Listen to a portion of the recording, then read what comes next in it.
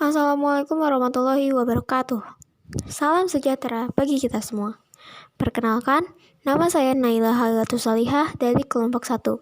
Pada kesempatan kali ini, kami akan menayangkan hasil presentasi yang telah kami buat dengan tema identitas nasional.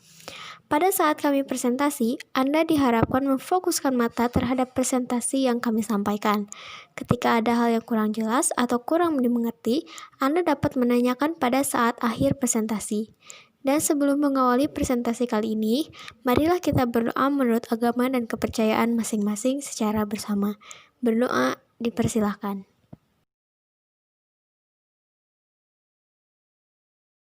Selanjutnya, materi yang pertama yang akan dibahas yaitu Pancasila sebagai identitas nasional. Apa sih identitas itu?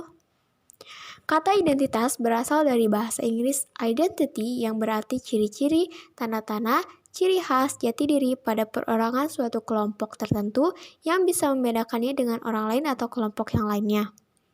Sedangkan kata nasional merupakan gambaran akan identitas yang melekat pada diri seseorang atau suatu kelompok tertentu atau organisasi yang lebih besar berdasarkan kesamaan fisik, budaya, ragam, bahasa, sejarah, cita-cita, serta tujuan hakikat.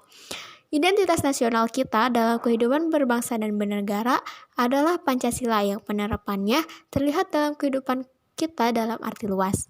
Misalnya, dalam hukum atau aturan perundang-undangan, sistem pemerintahan yang diharapkan, nilai-nilai etik dan normal yang secara normatif digunakan dalam pergaulan baik skala nasional maupun internasional dan lain sebagainya. Unsur-unsur pembentukan identitas. Unsur-unsur ini terbagi atas 4 bagian. Yang pertama adalah suku bangsa, agama, kebudayaan, dan bahasa. Kita masuk yang pertama, yaitu adalah agama. Seperti yang dicantumkan dalam Pancasila, sila pertama yaitu ketuhanan yang Maha Esa, yang Indonesia itu terdiri dari berbagai macam agama, sehingga Indonesia sendiri itu dikenal dengan masyarakat yang agamis. Artinya adalah agama-agama yang tumbuh dan berkembang, seperti ada agama Islam, Katolik, Kristen, Hindu, Buddha. Kemudian yang kedua itu adalah suku bangsa. Suku bangsa juga sebagai unsur pembentuk identitas nasional. Kenapa? Karena suku bangsa adalah salah satu golongan yang bersifat akriptif, artinya adalah suatu yang ada sejak lahir, seperti suku, umur, jenis kelamin, golongan, umur.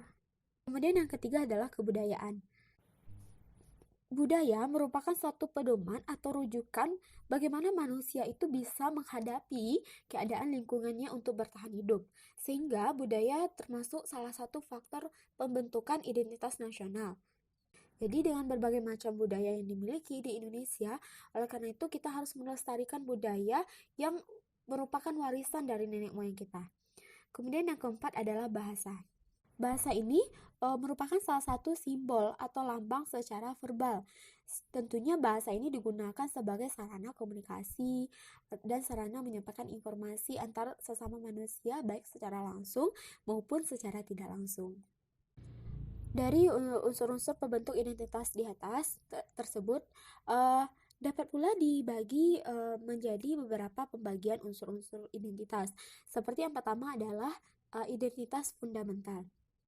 Yang dapat membedakan bangsa Indonesia dengan bangsa-bangsa lain di dunia itu adalah Pancasila. Pancasila yang merupakan dasar-dasar negara dan ideologi negara. Kemudian yang kedua adalah identitas instrumental. Kesepakatan bersama dalam menyatukan bangsa Indonesia yang dirangkum dalam Undang-Undang Dasar 1945 dan Tata Perundang-undangannya. Kemudian yang ketiga adalah identitas alamiah. Artinya adalah bersifat akriptif, yang artinya ada sejak lahir, seperti suku, jenis kelamin, golongan umur yang melekat di negara Indonesia. Kemudian yang keempat adalah identitas kultural.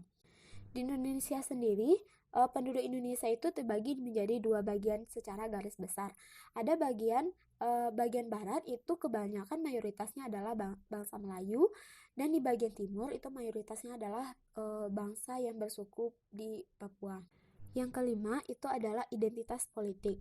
Politik di Indonesia sendiri itu adalah negara demokrasi Pancasila, yang mana segala musyawarah dan mufakat di Indonesia itu mengacu pada atau dilandaskan pada nilai-nilai Pancasila. Seperti juga di negara-negara demokrasi lainnya, sistem politik di Indonesia didasarkan pada trias politika, yaitu kekuasaan legislatif, eksekutif, dan yudikatif.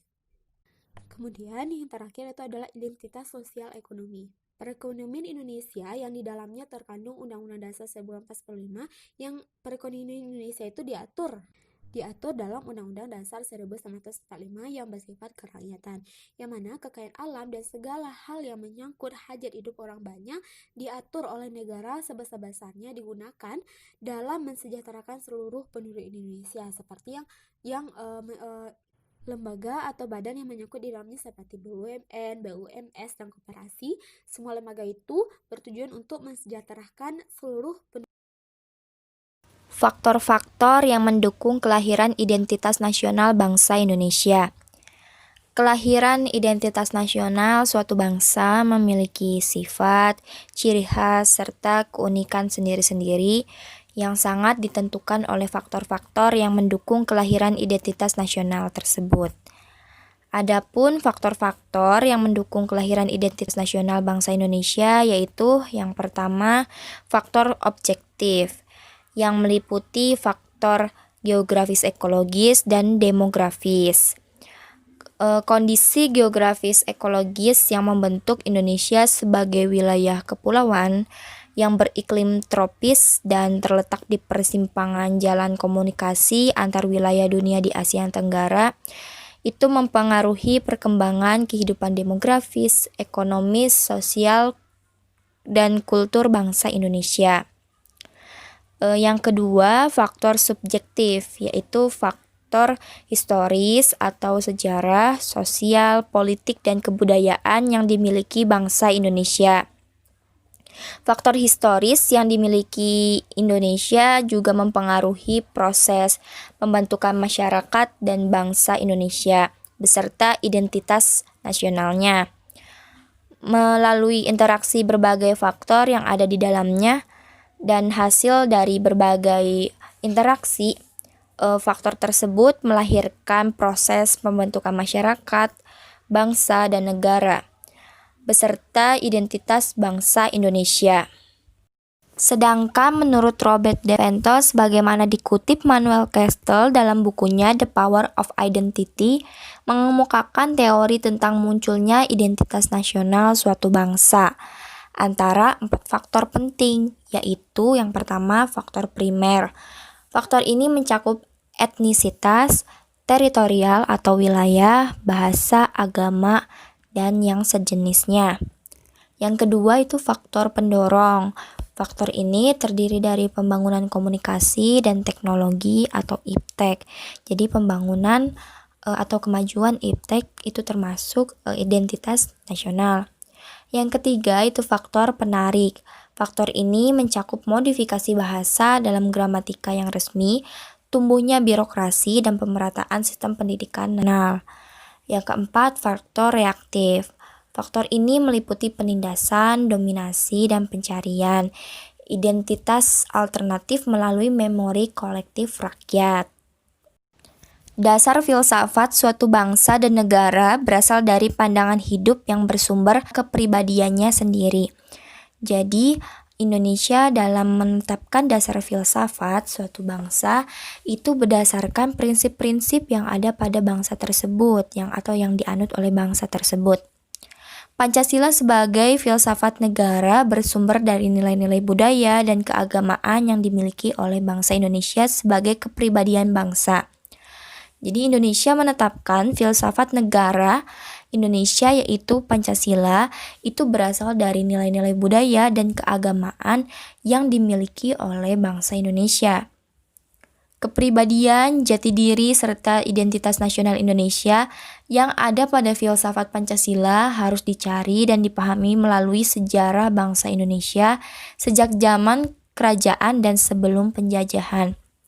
Jadi untuk menetapkan identitas nasional Indonesia itu melalui historis, melalui budaya, melalui keagamaan yang ada di Indonesia, yaitu sebelum masa penjajahan atau setelah masa penjajahan, itu untuk menetapkan identitas nasional Indonesia, yaitu yang sekarang dikenal sebagai Pancasila.